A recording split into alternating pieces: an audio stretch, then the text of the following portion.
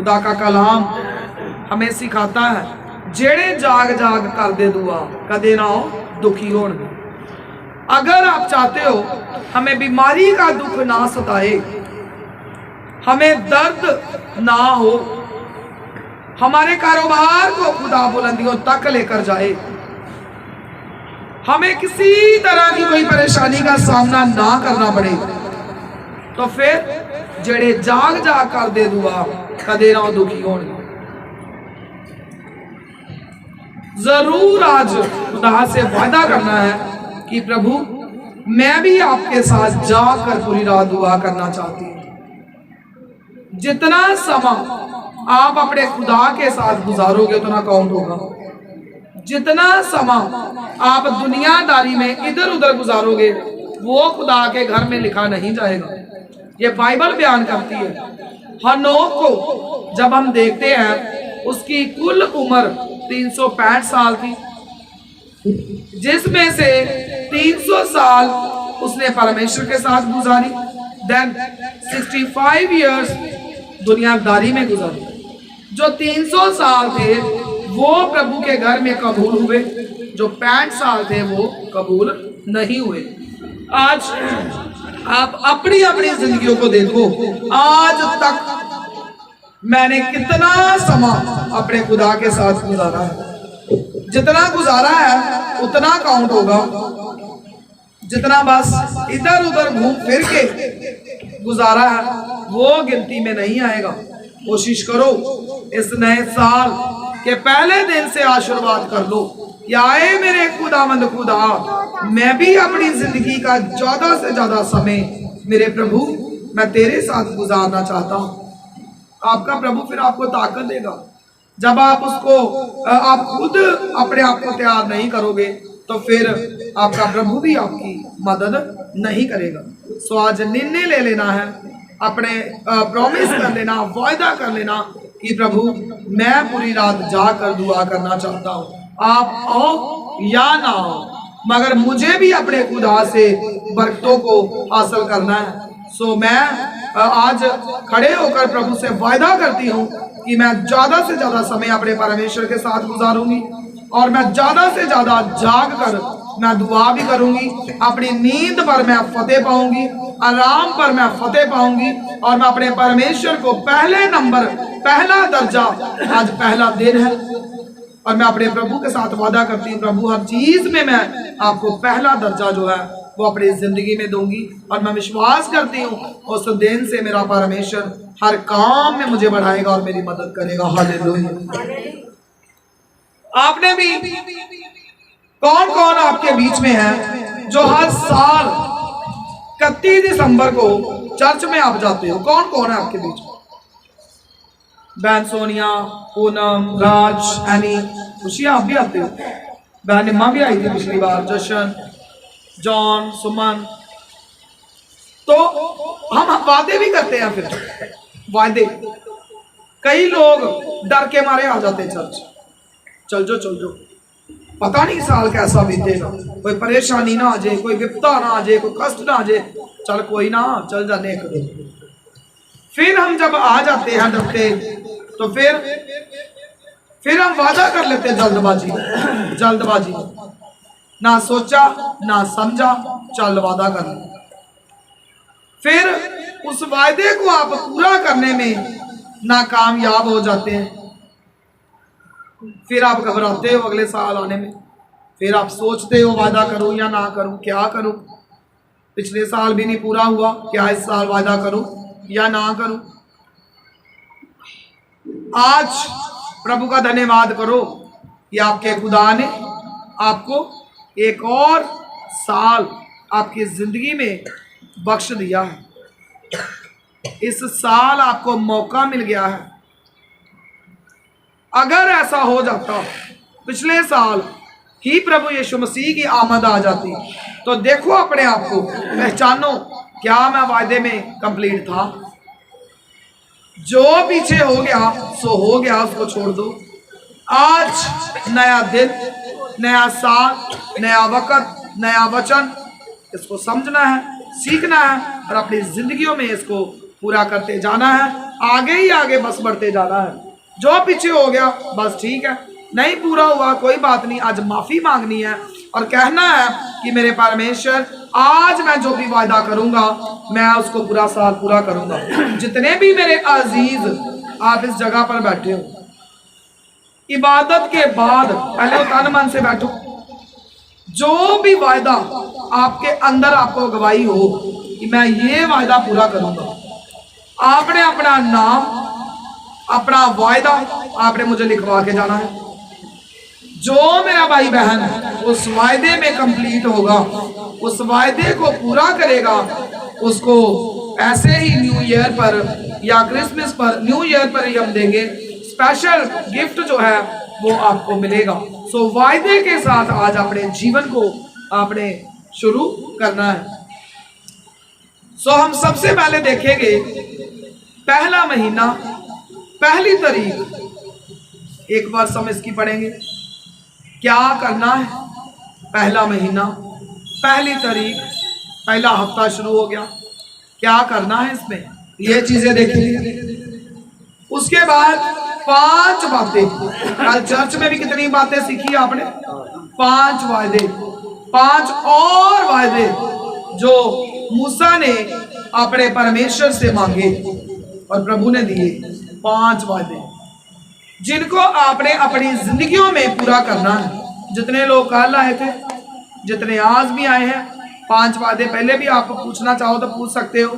10 वादे हो जाएंगे। जो जो इन 10 वादों में पूरा होगा उसको भी हम स्पेशल गिफ्ट जो हैं वो न्यू ईयर पर हम देंगे। बड़ी इबादत करेंगे, सब लोगों को बुलाएंगे और उनके बीच में आपको बड़ी शान और शौकत के साथ आपको जो गिफ्ट है वो दिए जाएंगे। जो कल 5 वादे थे आप उसको भी लिखवा सकते हो मुझसे। जो आज 5 वादे हैं उनको आपने लिख लेना है। अब हम खुदा के कलाम को शुरू करेंगे। 1 जनवरी 2024 जो हमारा साल है, ईयर है, स्टार्ट हो गया है आज। एक बार फिर मैं अपने सारे अजीजों को मैं इस नए साल पर मैं बधाई देती हूँ। अपने लिए, आपके लिए, अपने खुदावंद खुदा का भी मैं धन्यवाद करती हूँ। पहला महीना, पहली तारीख, निर्गमन 40 अध्याय उसका 1 और 2 वचन पढ़ेंगे। परमेश्वर के वचन के अनुसार साल का पहला दिन, साल का पहला दिन काफी महत्वपूर्ण है। मेरी आवाज आ रही है आपको पीछे? क्योंकि साल, महीना, हफ्ता, दिन किसने बनाए हैं? परमेश्वर ने। Very good, God bless you. परमेश्वर ने वचन के अनुसार साल बनाए, महीने बनाए, हफ्ते बनाए, दिन बनाए। हर चीज को हमारे परमेश्वर ने ही रचा है। हमारे पूर्वजों ने इसी दिन में क्या किया, कौन सा काम किया? जो लोग पिछली इबादत में आए थे लास्ट ईयर, उन्होंने सुना भी होगा, शायद किसी को याद हो। पहला महीना, पहली तारीख, हमारे जो पूर्वज थे, जो हमारे बड़े थे, उन्होंने इस दिन क्या काम किया था, क्या किया था, आज हम इसको सीखेंगे। फिर सीख कर आप घर में कई बार बोल देते हो ना, मेरे बड़ों ने ये काम किया, मुझे भी करना है, कहते हो कि नहीं? अब आज आपने सुनना है कि मेरे जो पूर्वज थे, मेरे बड़े थे, उन्होंने उस दिन क्या काम किया था, वही आज आपने भी करना है। दूसरा इतिहास 29 अध्याय उसका 3 वचन।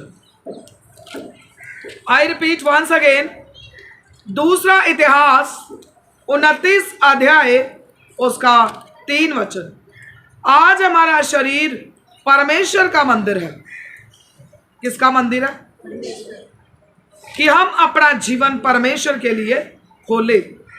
जब आप पहला कुरिन्थियां, सबसे पहला काम क्या करना है हमारा, जो पहले समझ लो, जब आप समझ जाओगे तभी फिर आपको पता चलेगा कि आगे क्या करना है। पहले इस चीज को समझो कि जो आपका शरीर है ये परमेश्वर का मंदिर है। आपका शरीर किसका मंदिर है? परमेश्वर का मंदिर है। और हम अपना जीवन परमेश्वर के लिए खोलें। इस मंदिर के आज द्वार खोल देने हैं, अपने दिल के दरवाजे आज खोल देने हैं। कहना है, आए मेरे खुदा मेरे दिल के अंदर आ जा। दिल को आपने सख्त करके नहीं बैठना है, अपने दिल को आज सॉफ्ट करना है। सबसे पहला काम, मेरा शरीर मेरे परमेश्वर का मंदिर है और अपने दिल के जो द्वार हैं, दरवाजे हैं, उनको खोल देना है। सो पहला कुरान्तियाँ 6 अध्याय उसका 19 वचन, 3 अध्याय उसका 16 और 17 वचन। क्या तुम नहीं जानते कि तुम परमेश्वर का मंदिर हो? आप में से आज आई आस्क यू क्वेश्चन कि क्या आप नहीं जानते हो आप परमेश्वर का मंदिर हो? कौन कौन जानता है कि मैं परमेश्वर का मंदिर हूँ? कौन कौन समझता है? कौन कौन विश्वास करता है? God bless you. परमेश्वर के मंदिर में क्या होता है? सॉरी, गिरजाघर, कोई मस्जिद, कोई मंदिर, कोई गुरुद्वारा, उसमें क्या होता है? बोलो, आराधना, भक्ति। अब हमारा शरीर परमेश्वर का क्या है? मंदिर। तो फिर इसमें क्या होना चाहिए? डांस होना चाहिए? नहीं। बुरे बुरे काम, है ना? क्या होना चाहिए? प्रभु की आराधना। गिरजाघर में हम क्या करते हैं? प्रभु की आराधना, प्रभु की बंदगी, अच्छे अच्छे काम। क्या आप बुरे काम करते हो वहां पर? नहीं। तो फिर हम क्या है? परमेश्वर का मंदिर। हमारे अंदर भले काम होने चाहिए, हमारे अंदर हमारे खुदा की आराधना होनी चाहिए, हमारे अंदर हमारे परमेश्वर की उपासना सच्चे तन और मन से होनी चाहिए। आज आप समझ गए हो। आज के बाद आपने भूलना नहीं है कि मैं परमेश्वर का मंदिर हूँ। इस मंदिर की सफाई कैसे करनी हम सीखेंगे। और परमेश्वर की आत्मा तुम में वास करती है। किस किस के अंदर आत्मा है? कई लोगों के अंदर शैतान की आत्मा, शैतान की आत्मा, जो शैतानी काम करते हैं, बुरे बुरे काम, पाप, अपराध, व्यभिचार, उनके अंदर शैतान की आत्मा। अच्छे अच्छे अच्छे अच्छे काम करने वाले लोगों के अंदर खुदा की आत्मा।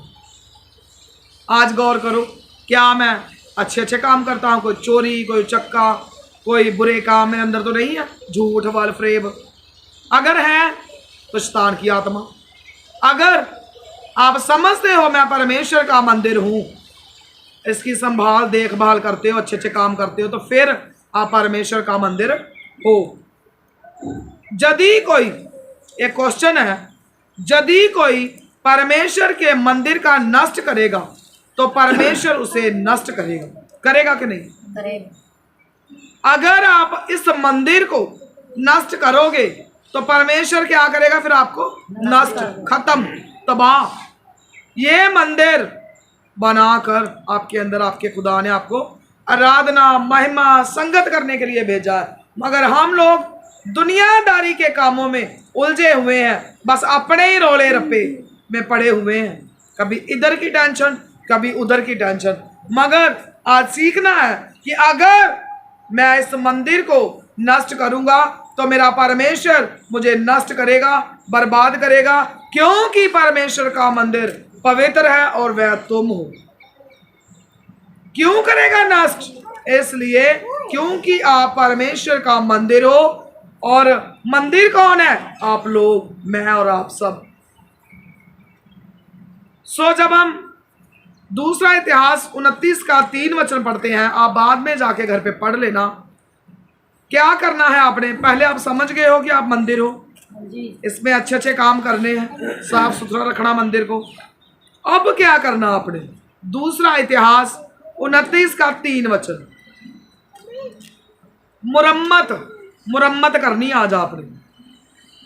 जब मंदिर टूट फूट जाता है, पेंट उतर जाता है, छतें गिरने वाली हो जाती हैं, अंदर कोई भी नुकसान होता है तो हम क्या करते हैं? उसको मुरम्मत, उसकी मुरम्मत करते हैं, उसको फिर से बनाते हैं। तो दूसरा काम आपने क्या करना है? मुरम्मत। क्या करना है? मुरम्मत। दूसरा इतिहास 29:3, अपनी अपनी कमी घटी को सुधारो। मुरम्मत कैसे करनी है? आपको अपनी अपनी कमी घटी को देखो, बस देखना ही नहीं है, सुधारना भी है। आपका पिता कभी भी आपको दुखों, परेशानियों में, कष्टों में रखना नहीं चाहता है, कभी भी। ये आपके अंदर कमियां हैं, घटियां हैं, आपकी गलतियां हैं, जिनकी वजह से आप इनको भुगत रहे हो। आज देखो अपने आप को, अपने मंदिर को, क्या कहीं से पेंट तो नहीं उतरा हुआ, कोई दरवाजे तो नहीं टूटे फूटे, कोई छत तो नहीं गिरने वाली, मेरे अंदर कोई ऐसी कमियां तो नहीं है कि मुरम्मत करनी पड़े। आज इस मंदिर की मुरम्मत करनी है। कैसे करनी है? अपनी अपनी अपनी अपनी कमी को देखो। कमियां सबके अंदर होती हैं, मगर सब मानते नहीं है। चर्च लेट आना बहुत बड़ी कमी है। स्कूल बच्चा लेट जाएगा, क्या कभी सक्सेस होगा? स्कूल लगता है 9 बजे, कोई बात नहीं, चले जाओ 12 बजे, ठीक है, हालेलुया, ठीक है, ठीक है। तो ये भी बहुत बड़ी कमी है। चर्च में बोला जाता है व्हाइट ड्रेस पहन के आओ, आप नहीं पहनते हो, ये भी बहुत बड़ी कमी है। बोला जाता है चर्च बैग लेके आओ, आप स्कूल में बिन बैग चले जाओगे तो क्या आपको वहां पर बिठाएंगे पढ़ने के लिए? तो प्रभु भी आपको पसंद नहीं करेगा। जो लोग बाइबल पढ़ सकते हैं उनके हाथ में बाइबल होनी चाहिए, गीत भजन होने चाहिए, डायरी पेन होना चाहिए। This is your church bag, complete church bag. You have complete church bag is very important. बहुत जरूरी है कि आपके पास चर्च बैग हो, जिसमें आपकी डायरी, बाइबल, गीत भजन, पेन, सब कुछ उसमें हो। ऐसे ही आप स्कूल में जाओगे तो कोई आपको अंदर घुसने नहीं देगा। आज क्या करना? अपनी अपनी कमी घटी को सुधारना है।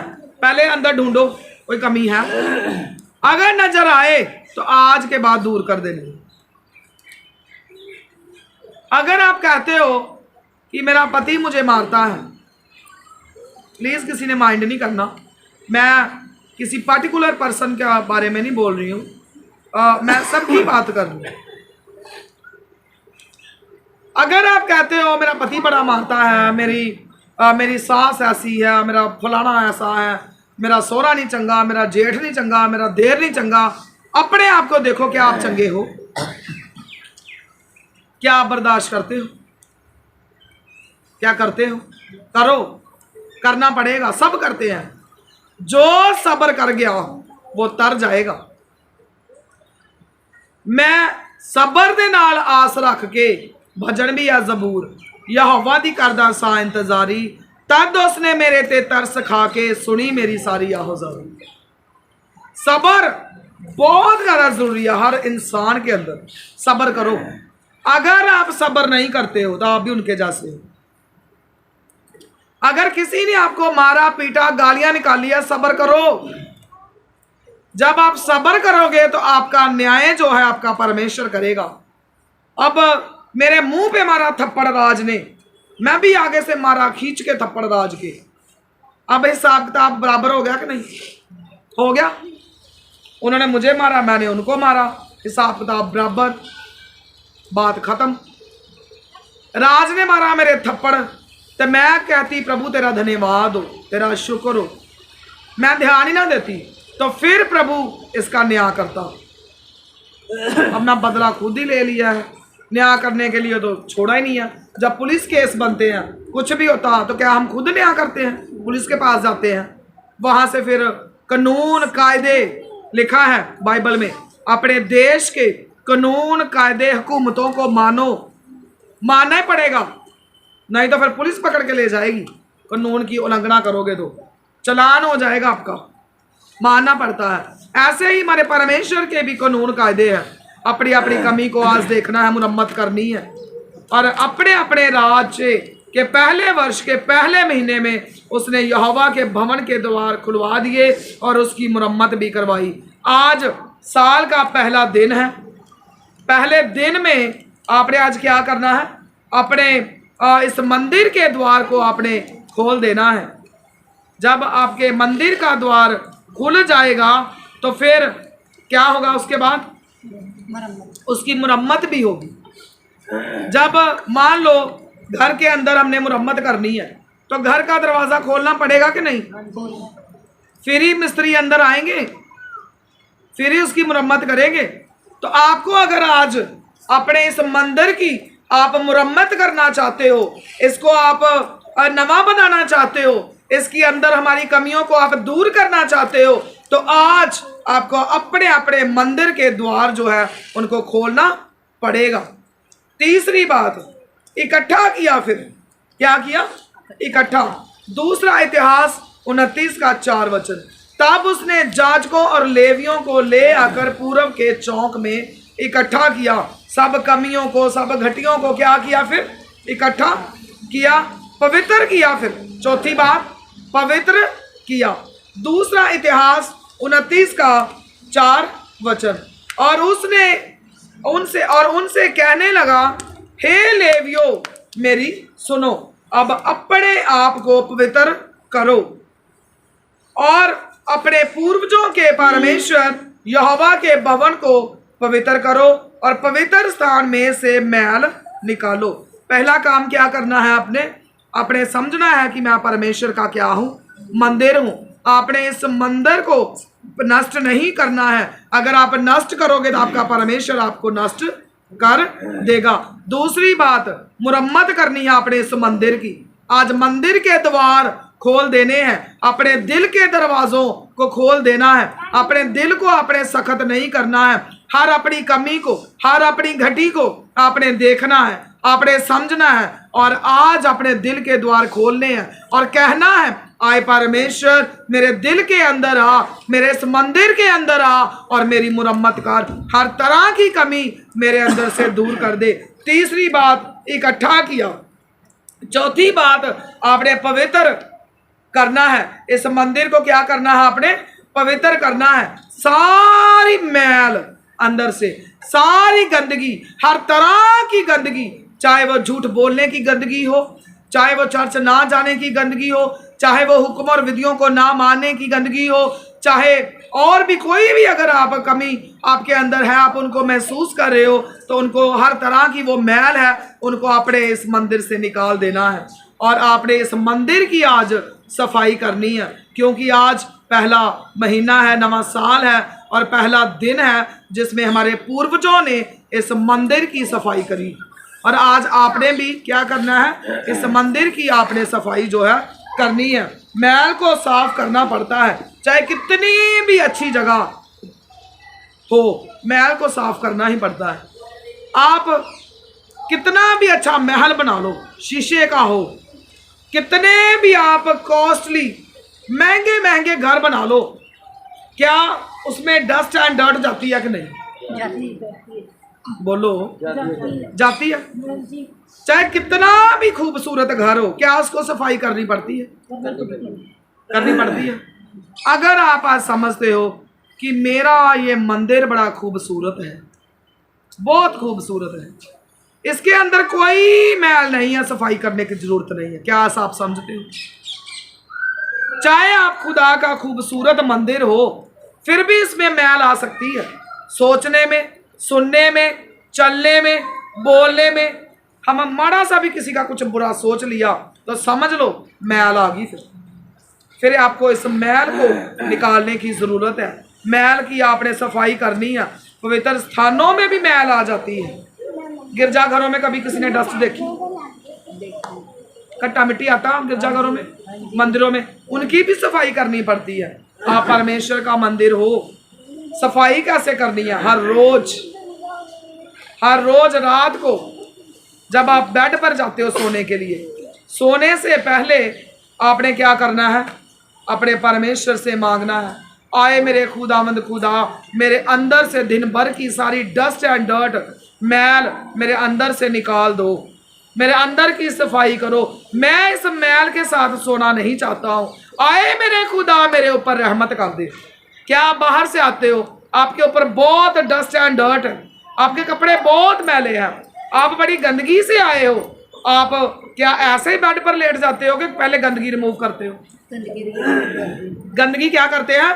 रिमूव करते हैं। ऐसे ही आपने अपने अंदर की गंदगी को भी रिमूव करके फिर आपने अपने प्रभु को याद करते करते आपने सोना है। हर रोज आज की गंदगी आज रिमूव करो।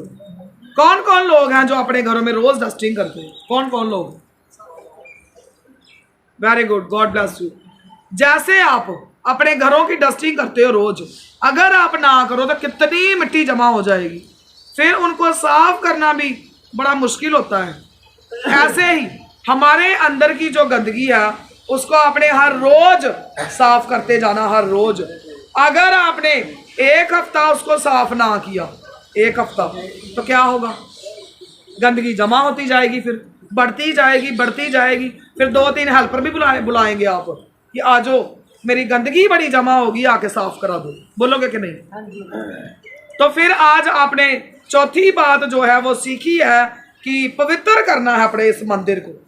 मैल सारी डस्ट एंड डर्ट अंदर से निकाल देनी है। हर तरह का वाल फरेब, हर तरह की चोरी की आदत, हर तरह का व्यभिचार, गलत गलत काम जो करते हो आप, हर तरह की बुराई, माँ बाप को माड़ा चंगा बोलना, बड़ों की इज्जत नहीं करनी, अपने सेवकों की इज्जत नहीं करनी, अपने बड़ों की रिस्पेक्ट नहीं करनी, स्कूल में कोई रिस्पेक्ट नहीं है, घर में कोई इज्जत नहीं है बड़ों की। ये सारी गंदगी, सारी मैल अपने अंदर से आज रिमूव करनी है। आज साल का पहला दिन है, पहले दिन से ही आज शुरुआत क्या करनी है? शुरू कर देनी है। जिन लोगों ने आज तक अपने इस मैल को साफ नहीं किया, इसको पवित्र नहीं किया, दिल के दरवाजे आज तक इस मंदिर के दरवाजे बंद रखे हैं, तो आज आपको खुदा ने वक्त दे दिया है, आज एक और दिन दे दिया है। आज इस मंदिर के दरवाजे खोलने हैं। हर तरह की मैल, हर तरह की गंदगी जो है वो आपने क्या करनी है? रिमूव करनी है। पांचवी बात, मैल को फिर उन्होंने दूर किया। क्या किया? दूर किया। दूसरा इतिहास 29 का 5, इफिसियों 4 अध्याय उसका 22 और 24 वचन।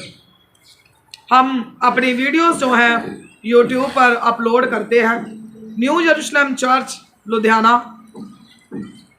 और आप इन वीडियोस को देख सकते हो। अगर किसी का कोई वचन लिखना रह जाए तो आप इसमें से भी लिख सकते हो। ज़्यादा से ज़्यादा आप इनको देखो और भी ज़्यादा आपने इनको क्या करना है? शेयर करना है। अब पांचवी बात है कि मैल को दूर किया। पिछले चाल चलन के पुराने मनुष्यत्व को जो भरमाने वाली अभिलाषाओं के अनुसार भ्रष्ट होता जाता है, उतार डालो। हालेलुया। मैं फिर से पढ़ूंगी, ध्यान से सुनो कि पिछले चाल चलन क्या है? सब समझते हो? चाल चलन करैक्टर, हम कैसे अपनी जिंदगी का सफर तय कर रहे हैं, हमारा चाल चलन कैसा है, हमारा बिहेवियर कैसा है, हमारा करैक्टर कैसा है, हम कैसे दूसरे लोगों के साथ अपना बिहेव करते हैं, हमारा रहन सहन कैसा है, हम कैसे इंसान है, कैसी पर्सनालिटी है, हम उसको चाल चलन बोलते हैं। हम कई बार कहते हैं इनके बेटे का चाल चलन बड़ा अच्छा है, इनके बेटे का चाल चलन क्या है? बहुत अच्छा है। मतलब किसी तरह की कोई गलत बात इसके अंदर नहीं है, ये बहुत गुड करैक्टर है, वेरी गुड पर्सनालिटी, बिकॉज इसके अंदर किसी तरह की कोई बुरी बात नहीं है। बहुत अच्छा बच्चा है, बहुत चाल चलन अच्छा है। पिछले चाल चलन के पुराने मनुष्यत्व को जो भरमाने वाली अभिलाषाओं के अनुसार भ्रष्ट होता जाता है, उतार डालो। आज आपने अपने अंदर से हर तरह के बुरे चाल चलन को, बुरी सोचों को, अपने बुरे कामों को, अपने जो ऐसा इंसान आपके अंदर है जो आपको भरमाता है कि ऐसी अभिलाषाओं को तो पूरा कर, भ्रष्ट करना है। वो खत्म होता जाता है, सारा कुछ आपको नाश कर देगा। और आज क्या करना है, इसको उतार डालो, इसको उतार के फेंक दो। ऐसा चाल चलन नहीं जीना है जो आपको भ्रष्ट कर रहा है। आज उतार दो, इसको उतार कर उसको फेंक डालो। अब मैल का पता चल गया है, सफाई करनी है। सफाई करके कूड़ा अंदर ही नहीं रखना, पास पास में उसको दूर तक लेके जाना है और वहां पर जाकर उसको फेंक देना है। आज हर तरह की बुराई को अंदर करो, दूर करो।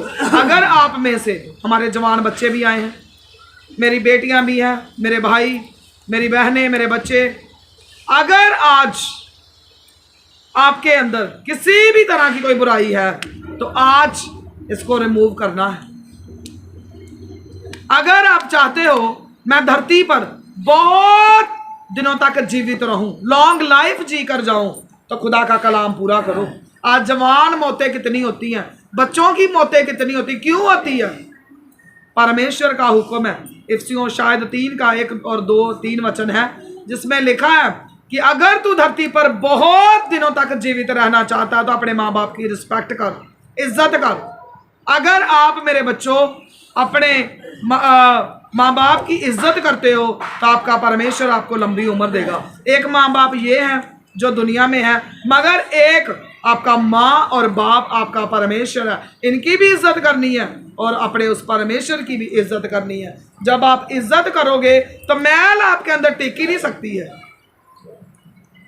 कल हमारे चर्च में बच्चों को, बड़ों को भी गिफ्ट डिस्ट्रीब्यूट करे हमने, जिसमें मैंने बच्चों को संडे स्कूल में सिखाया था कि अपने माँ बाप के 1 वीक में कम से कम 1 टाइम अपने पेरेंट्स, बोथ पेरेंट्स, माँ और बाप, इनके आपने इंग्लिश में कह लो मैनिक्योर पेडिक्योर, वो तो बहुत अच्छे से होता है, मगर चलो गर्म पानी करो, अपने माँ बाप के पैर धोने हैं, 1 वीक 1 टाइम धो लो आप, अच्छे से उनको मसाज करो। उनको जब बड़ा आराम मिलेगा वो आपको बड़ी ब्लेसिंग्स देंगे।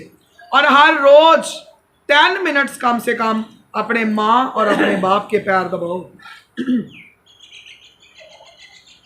कल हमने गिफ्ट्स भी दिए, बड़ों को भी छोटों को भी, जो जो गिफ्ट्स के हकदार थे हमने उनको दिए हैं। मगर मेरे बच्चों, आज अगर आप यहाँ पर आए हो तो मत सोचना, अपने दिमाग से निकाल दो मुझे इसने बुलाया, मुझे उसने बुलाया। नहीं, बाइबल में लिखा है बुलाए हुए बहुत हैं मगर चुने हुए बहुत कम हैं। आपको चुनकर आपका परमेश्वर लेके आया है।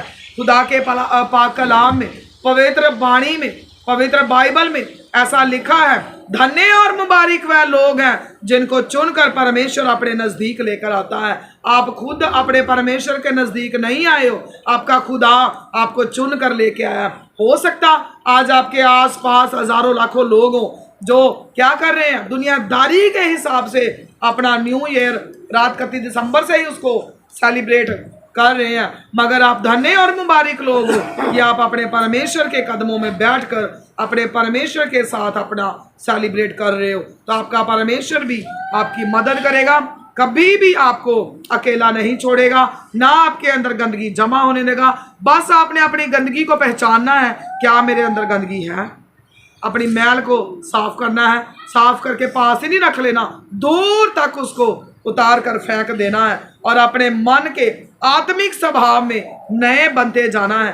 अपने मन को, अपने स्वभाव को आपने बदलते जाना है। जब मैल निकल गई तो फिर क्या करना है, बदलते जाना है। ये नहीं है कि आपने अंदर से मैल निकाल दी और निकाल कर भरा लिफाफा और अपने पास ही रख लिया और जब जी करेगा फिर से पकड़ लूंगा। ऐसा नहीं करना है, हमेशा के लिए इस मैल को अपने से दूर कर देना है। 6th पॉइंट है कि परमेश्वर के साथ नई वाचा बांधनी है।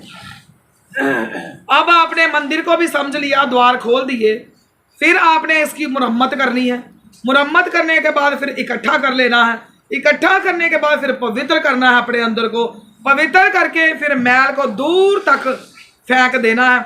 उसके बाद अब क्या करना है, 6th पॉइंट, 6वीं बात, परमेश्वर के साथ नई वाचा बांधनी है। आज नया साल, नया दिन, नया वक्त आज प्रभु ने आपको दिया है।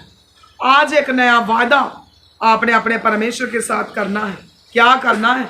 दूसरा इतिहास 29 का 10 वचन। अब मेरे मन ने यह निर्णय किया है कि इस्राएल के परमेश्वर यहोवा से वाचा बांधूं।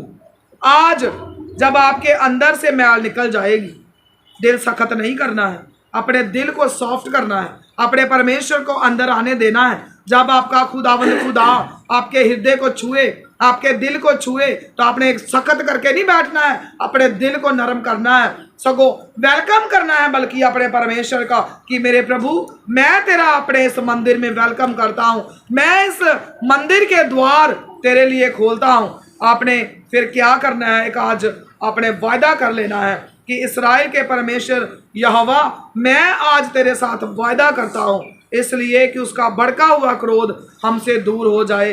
जितना भी आज तक क्रोध गुस्सा आपके परमेश्वर को आपके ऊपर है, जिसकी वजह से आप दुखों में हो, आप कष्टों में हो, आज कहना है आए मेरे परमेश्वर, मैं आज वायदा करता हूं, मैं तेरे साथ इस वायदे को बांध लेता हूं कि आप जब बांध लोगे तो आपके ऊपर से आपके परमेश्वर का जो हर तरह का गिला शिकवा गुस्सा है वो दूर हो जाएगा।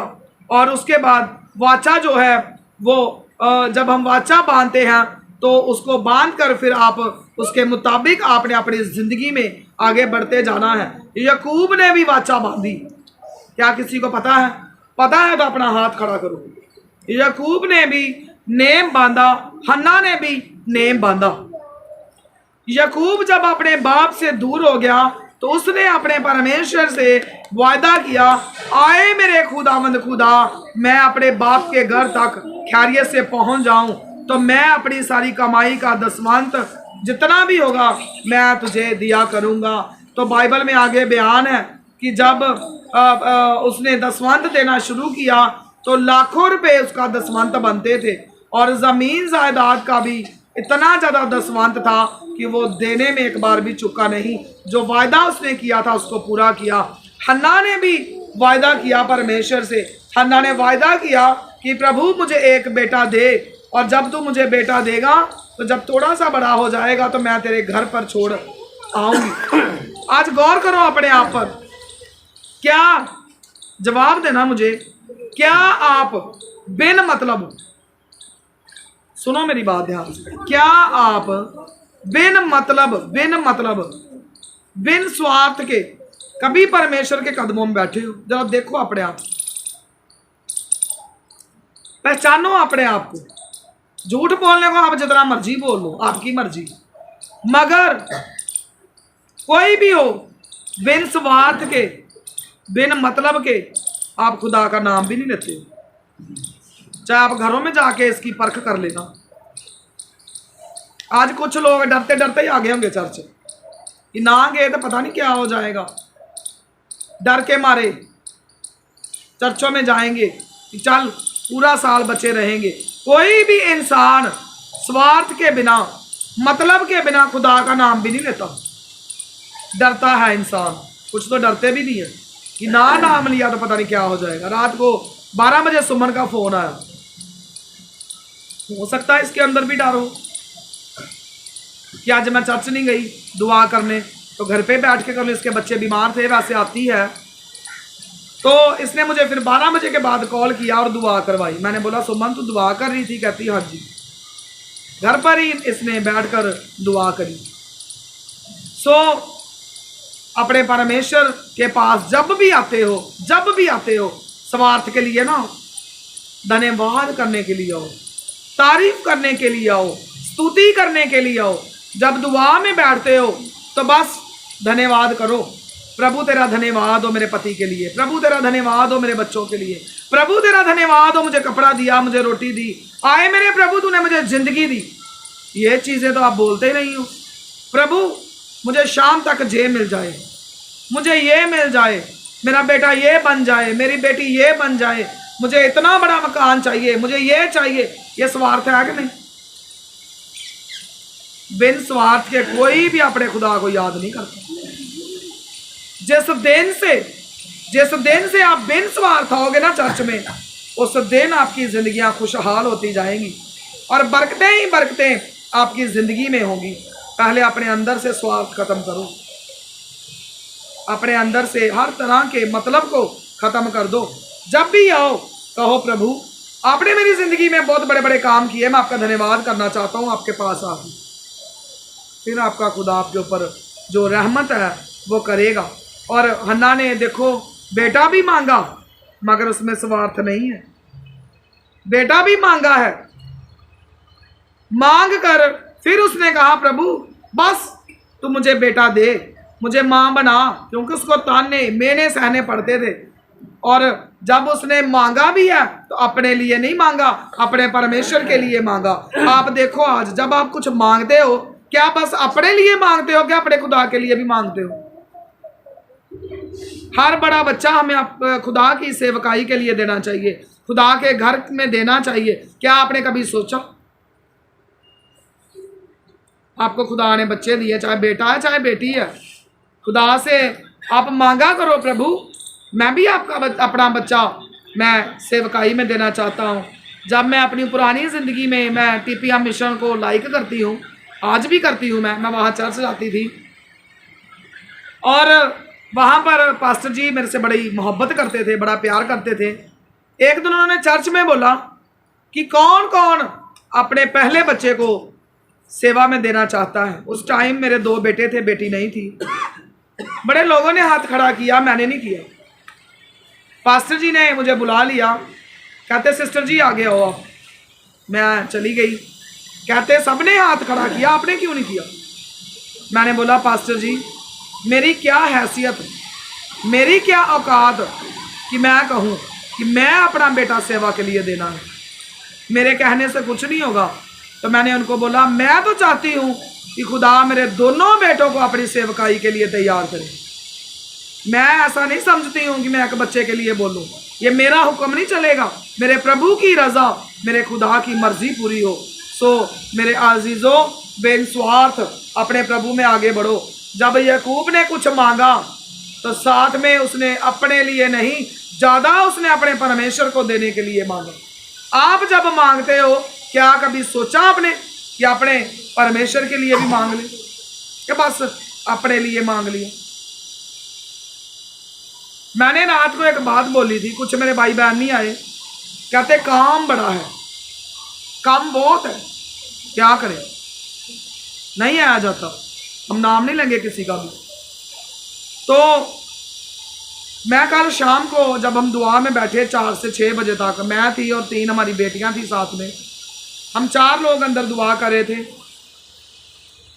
दुआ करते करते मेरे दिल में आया कि जब लोग हमारे पास आते हैं कि दुआ करो हमारा कोई बेबी नहीं है, मैं कंसीव करना चाहता हूँ, मेरे भी खुदा बेबी दे, तो जब बच्चे हो जाते हैं खुदा दे देता है, फिर बहनें कहती हैं क्या करें, बच्चे आने नहीं देते, बैठने नहीं देते चर्च में, क्या करें।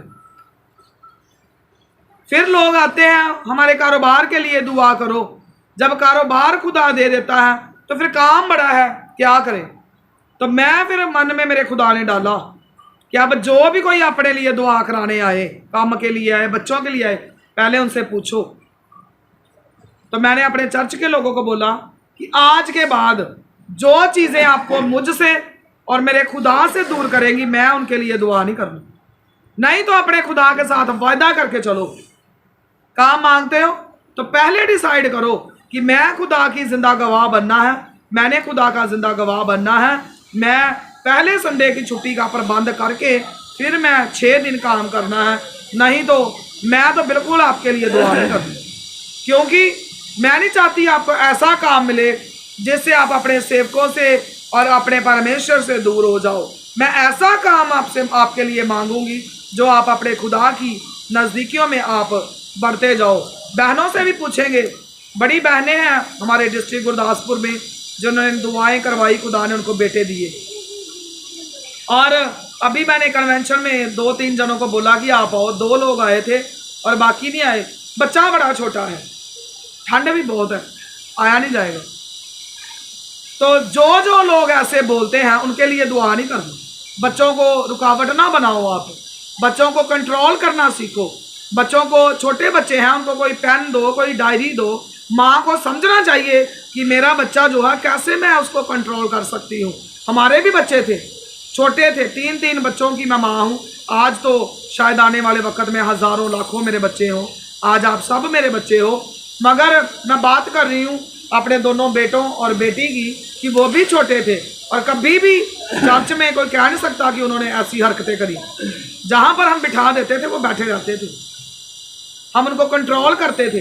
अपने अपने बच्चों को सिखाओ, अगर खाने पीने वाली चीज़ से चुप होते वो दो उनको, वही उनको खिलौने से चुप होते वो दे दो, जैसे मर्जी उनको स्टार्टिंग से आप कंट्रोल करना सिखाओ। सातवीं बात, परमेश्वर के लिए दे दिया। दूसरा इतिहास 29 का 3 वचन।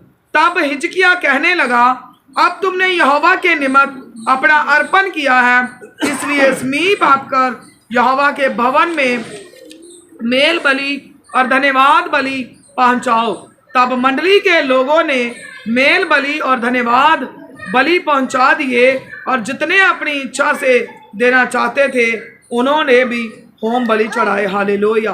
हिजकिय्याह जो राजा था, यहाँ पर उसके बारे में बयान किया गया है कि जैसा परमेश्वर चाहता था उन्होंने वैसा ही उसके नज़दीक जाकर भवन में जाकर उन्होंने मेल बलि चढ़ाए और धन्यवाद बलि, प्रभु का धन्यवाद किया, एक दूसरे से मेल मिलाप की बलियां चढ़ाई। तब मंडली के लोगों ने मेल बलि और धन्यवाद बलि पहुंचा दिए और जितने अपनी इच्छा से देना चाहते थे उन्होंने भी होम बलि चढ़ाए। हालेलुया। होम बलि का मतलब है पूरा अपने आप को अपने परमेश्वर के अर्पण कर देना। होम बलि का ये मतलब है कि पूरी तरह से अपने आप को अपने खुदा के अधीन करना है। आठवीं बात है, आराधना को सुधारो। दूसरा इतिहास 29 का 35 वचन। फिर होम बलि पशु बहुत थे और मेल बलि पशुओं की चर्बी भी बहुत थी और एक एक होम बलि के साथ अर्घ भी देना पड़ा जो यहोवा के भवन में की आसना को ठीक करे। कहने का मतलब है कि जो भी है हमने अपने परमेश्वर को समर्पित करना है, अपने खुदावंद खुदा में हमने बढ़ते जाना है। पहला इतिहास 16 का 11 और 12 वचन जब आप देखते हो, यहोवा और उसकी समर्थ की खोज करो। आज आपने अपने परमेश्वर की ताकत की आज आपने खोज करनी है। आज अपने परमेश्वर की ताकत को आपने ढूंढना है। उसके दर्शन के लिए आपने लगातार खोजते रहना है। उसके लिए हुए आश्चर्य कर्म, उसके चमत्कार, न्याय वचन आपने याद करने हैं और नए मनुष्यत्व को पहन लो जो मनुष्य के अनुरूप सत्य की धार्मिकता और पवित्रता से सजा गया है। आज हमने अपने परमेश्वर की बादशाही की तलाश करनी शुरू कर देनी है। आज हर जन ने आज निर्णय कर लेना है कि मैंने अपने परमेश्वर की बादशाही में शामिल होना है। परमेश्वर की बादशाही में लगे रहो।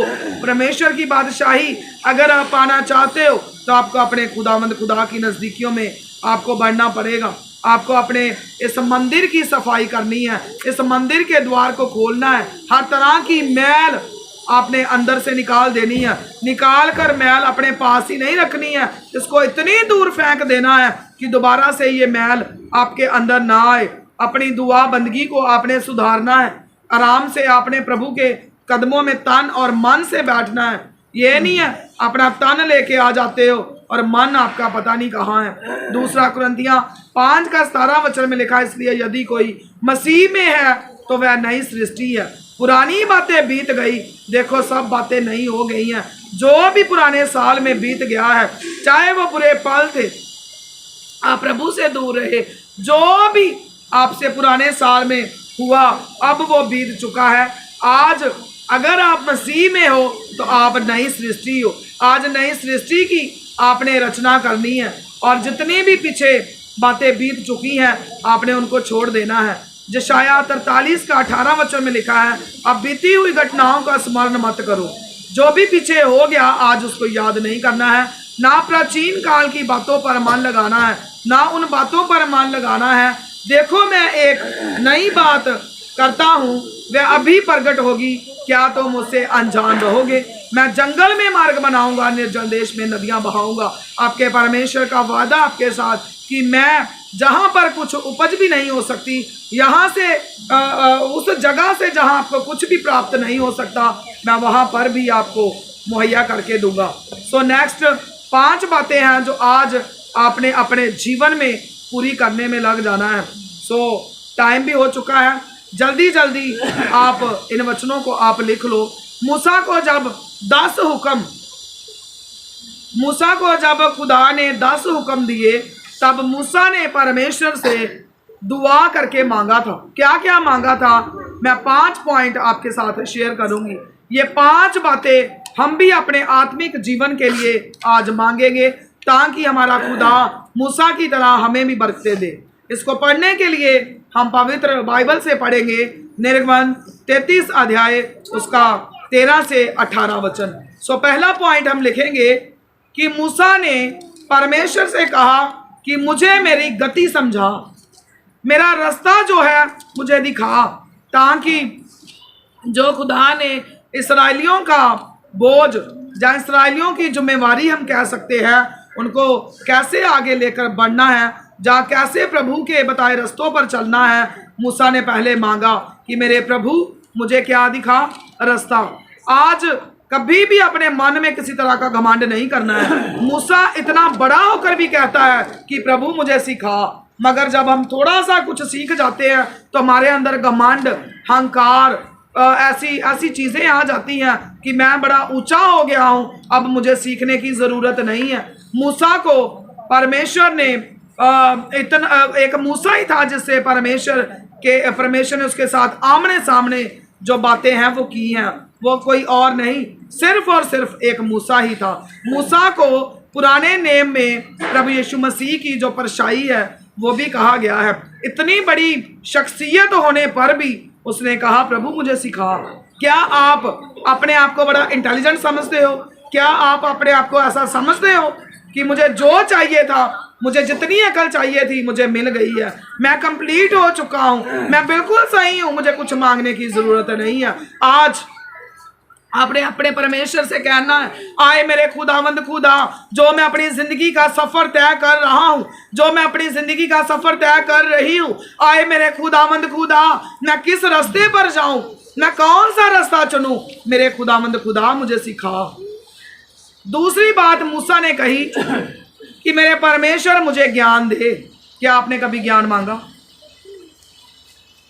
कल हमारे चर्च में 5-6 बच्चे बैठे हुए थे। मैंने, ये बेटा आकाश कहता मुझे प्रेयर करनी नहीं आती, कहाँ से शुरू करूं? मैंने बोला एंड से शुरू कर ले, शुरू से नहीं आती तो कैसे करूं? मैं क्या तू बैठ जा, बस अकल मांग।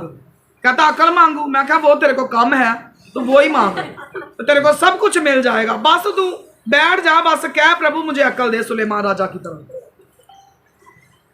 तुझे कुछ भी मांगने की जरूरत नहीं, बस अकल मांगी जा, अकल ही बहुत है।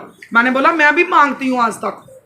मैं बहुत छोटी थी जब मैं सुलेमान के बारे में सुना कि सुलेमान को जब परमेश्वर ने खुश होकर कहा कि मैं तेरे से बड़ा खुश हूँ, आज मांग क्या मांगना है, तो सुलेमान ने अकल मांगी।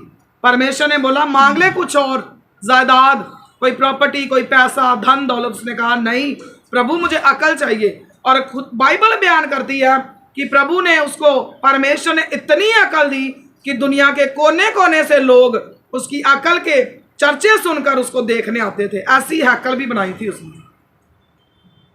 तो फिर मैंने भी उसको बोला कि तू अकल ही मांगा कर, बस वो तेरे को काम है। तो जब मैंने सुना, मैं बहुत छोटी थी, तो मैं भी उस टाइम से लेके आज तक मैं जरूर दुआ में मांगती हूँ खुदा मुझे समझ दो, मुझे बुद्धि दो, मुझे ज्ञान दो। बल्कि आज मुझे ज़्यादा समझ और ज्ञान की ज़रूरत है, क्योंकि खुदा का कलाम बयान करता है कि जो खुदा के सेवक हैं वो ऐसे होने चाहिए जो अकल और बुद्धि और समझ और ज्ञान से अपने लोगों की सेवा करें।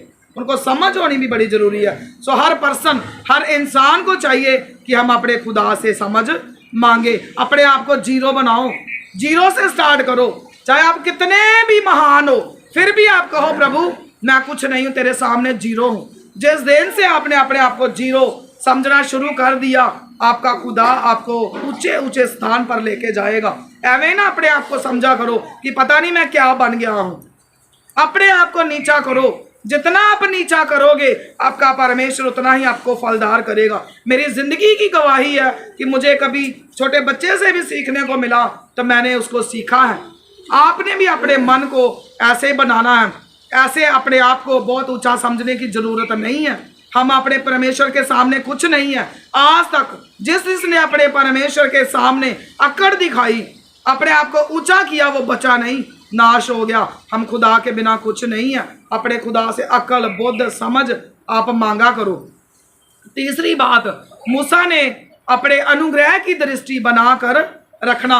मूसा ने कहा परमेश्वर मेरे ऊपर अपनी कृपा दृष्टि जो है बनाकर रखना। इतनी बड़ी शख्सियत, इतनी ज्यादा समझ, ज्ञान, फिर भी उसने परमेश्वर को कहा प्रभु मैं तेरे बिना कुछ नहीं हूं। क्या आप अपने आप को मूसा के बराबर समझते हो? तो फिर देखो, क्या कभी आपने आज तक कहा कि प्रभु मुझे ज्ञान दे, समझ दे, मेरे ऊपर हमेशा तेरी कृपा दृष्टि बनी रहे, आए मेरे खुदा मेरे ऊपर तेरी रहमत रहे, मेरी राखी कर।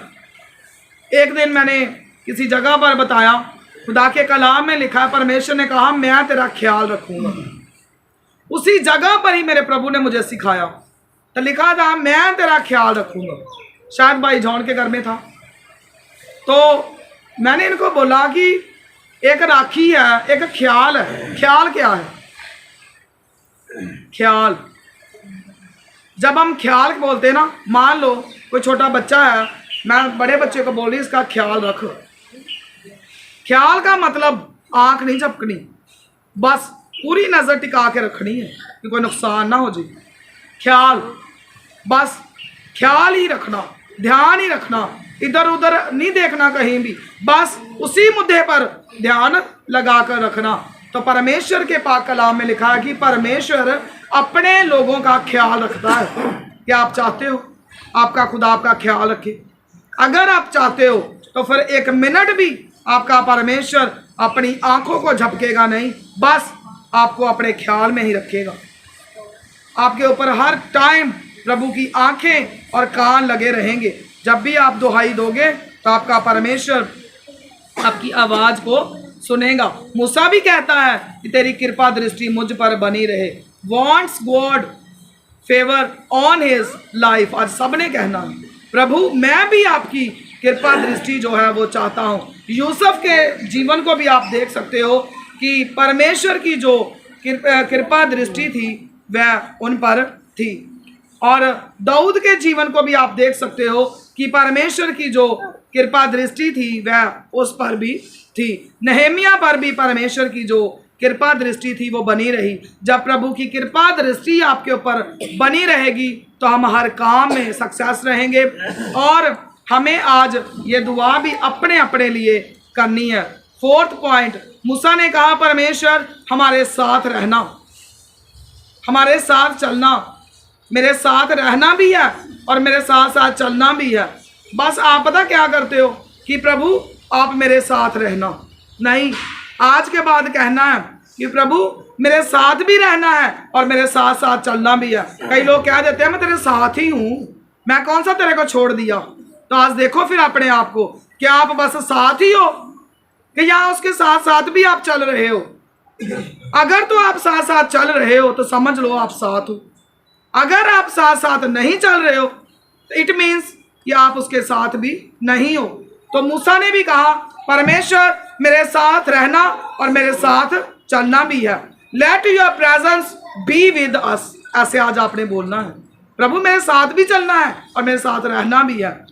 हमारी भी प्रार्थना प्रभु से ऐसी ही होनी चाहिए कि प्रभु जहां भी हम जाएं आपकी उपस्थिति, आपकी प्रेजेंस हमारे साथ बनी रहे। अगर हम वचन के साथ रहेंगे तो प्रभु हमारे साथ रहेगा। जब आप वचन में बने रहोगे, प्रभु ने कहा मुझ में बने रहो और मैं भी तुझ में बना रहूंगा। जब आप अपने प्रभु में बने रहोगे तो आपका प्रभु भी आपके साथ रहेंगे। और आज हमने प्रभु के साथ निर्णय कर लेना है कि प्रभु मैं आपके साथ रहना चाहता हूं और आपके साथ चलना भी चाहता हूं। आप भी मेरे साथ रहो और मेरे साथ चलो। फिफ्थ एंड लास्ट पॉइंट, मूसा कहता है कि प्रभु की महिमा, आए प्रभु मैं तेरी महिमा और तेरे तेज को मैं देख पाऊं।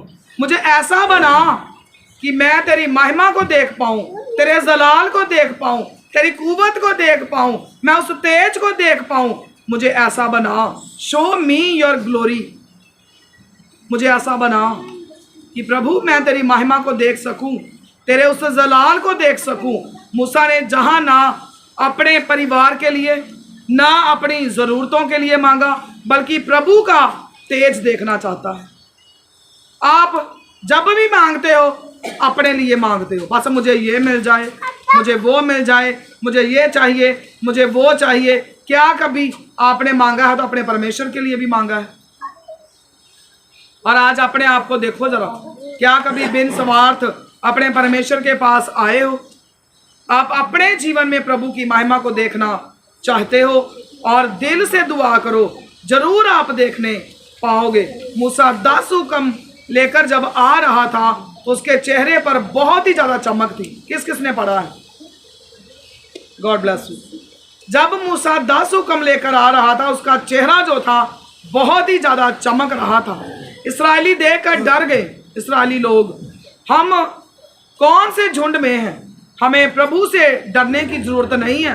प्रभु चाहता है कि हम प्रभु के साथ रहें और हमारा जीवन आशीषित हो जाए। पाप के कारण हम पीछे हो जाते हैं और डर जाते हैं। फिर आप दुआ करें कि प्रभु मुझे शुद्ध करो और डरो नहीं। आपने कभी भी डरना नहीं है। प्रभु की आप फिर महिमा देखने पाओगे, प्रभु का जलाल आप देखने पाओगे। आपको डरने घबराने की जरूरत नहीं है। बड़े लोग हैं जो हर साल अपने परमेश्वर से वायदा करते हैं और फिर उस वायदे को पूरा करने में वो विलंब करते हैं, भूल जाते हैं, करते नहीं हैं, हो नहीं पाता। जो पीछे हो गया बस ठीक है। आज नए वायदे के साथ नए साल में और नए दिन में अपने अपने इस मंदिर के द्वार को खोलना है, इसकी सफाई करनी है, इसकी मुरम्मत करनी है, हर तरह की मैल इसके अंदर से निकाल देनी है। सब घुटनों पर हो जाएंगे, सब अपने अपने लिए दुआ करेंगे, प्रभु की रहमतों के लिए दुआ करेंगे कि प्रभु आपने मेरे ऊपर रहमत करी, एक और साल मेरी ज़िंदगी में आपने दे दिया। हज़ारों लोग थे जो आज के दिन को देख नहीं पाए हैं और इस दुनिया को हमेशा के लिए अलविदा कहकर चले गए। क्या आपके अंदर कोई कमी घटिया नहीं है? हमारे अंदर भी बहुत कमियां हैं, मगर हमारे परमेश्वर ने हमें संभाला, अपने रहमो करम में हमें रखा, अपने फजल में रखा।